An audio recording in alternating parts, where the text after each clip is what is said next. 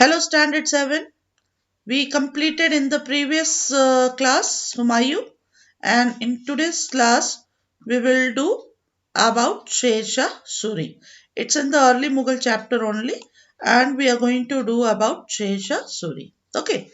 Now, after defeating Humayun in the Battle of Chausa and Battle of Kannauj, Sher Shah Suri, or he was also famous with the name Sher Khan, laid the foundation of Sur dynasty. So, who laid the foundation of Sur dynasty?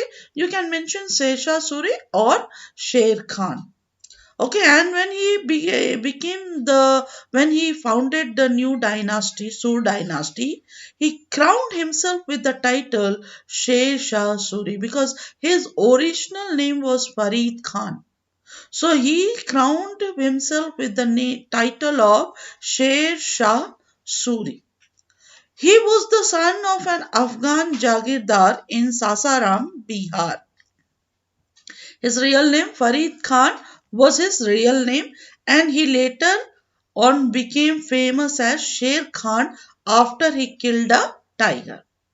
So Sher Khan ruled for a period of 5 years and his successor ruled for another 10 years. That means Sur dynasty was there for 15 years, where 5 years Sher Khan ruled and remaining 10 years his successor ruled. The next topic which you have to remember is Sher Shah was an able and powerful ruler he was an able and powerful ruler.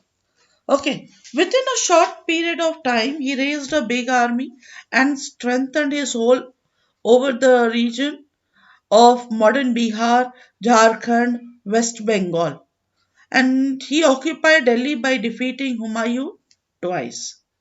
So, in modern North India, he annexed various territories and organized the administrative system of his empire. Okay, so this you have to remember.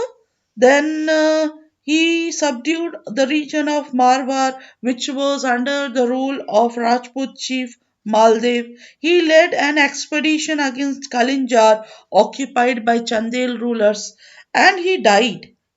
This is very, very important. When he died in 1545 AD during the siege of Kalinjar at the age of 75, and he was buried at Sasara. So when he died, okay, and where he was buried. So here this all you have to remember. He died in 1545 AD during the siege of Kalinjar at the age of 75 and he was buried at Sasara. Okay. The next you have about administration. So Sher Shah was an able administrator. He reformed the administrative system and he made changes in the civil, military and land revenue system.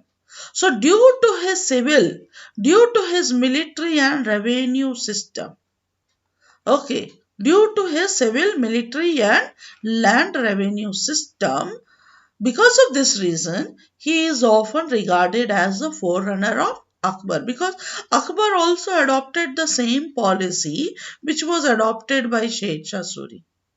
Civil policy, military policy, land revenue.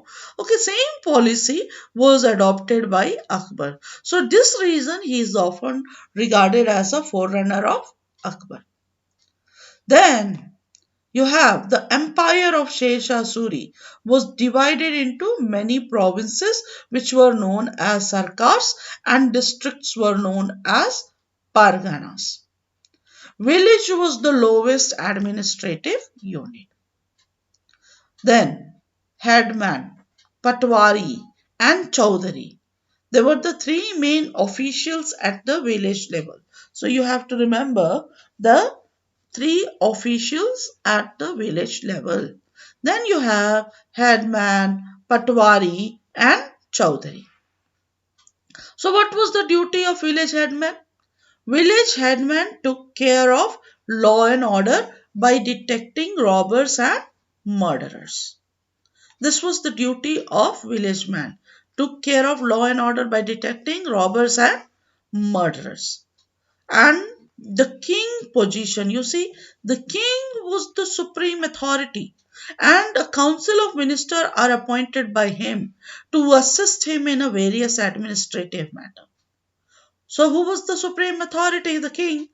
And the council of ministers, the group of ministers they who assisted the king, they were appointed by the king only.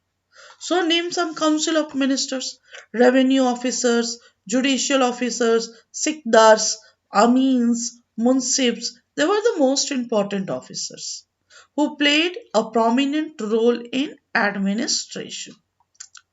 Then at Pargana level, officials of the regime maintained direct contact with cultivators. Okay, so who maintained law and order? Not in village. If it is the village asked, then you will mention the village headman. Here it is mentioned, no? The village headman took care of law and order. So the village headman took care of law and order at the village level. And Sikdar, he was the council of minister. He maintained law and order, whole administration. Amin recorded assessment and produce of area. And Munsif was appointed as a special officer at provincial level. So he served as a chief assessment officer and a revenue collector. So I think you understood here. You have to remember about who was Sher Shah Suri. He was the founder of Sur dynasty, and when he crowned himself, he took the title of Sher Shah Suri. Okay, and his real name was Farid Khan, and after he killed a tiger, he became famous with Sher Khan. Okay, then you have to remember about Mustmanli in administration, that he's often regarded as the forerunner of Akbar, because Akbar adopted the same policies, same system of civil, military, and land revenue. Then empire of Sur dynasty, Sher Shah Suri, was divided into many provinces, and these provinces were known as sarkars, and the provinces were divided into districts, and districts were known as parganas. And which was the lowest administrative unit? Village. And three main officials at village level: headman, patwari, and chaudhary. And duty of village headman: took care of the law and order by detecting robbers and murderers. Then some council of ministers who assisted the king, and they were appointed by the king. So we had revenue official, judicial officer, Sikdar, Amin, and Munsif. And what was the duty of Sikdar? Maintain law and order. Amin recorded assessment and produce of the area, and Munsif appointed a special officer at provincial level. So I hope you have understood the Sur dynasty. In the next class, we'll be talking about land reform, military reform, and reign of Sher Shah Suri. So thank you very much.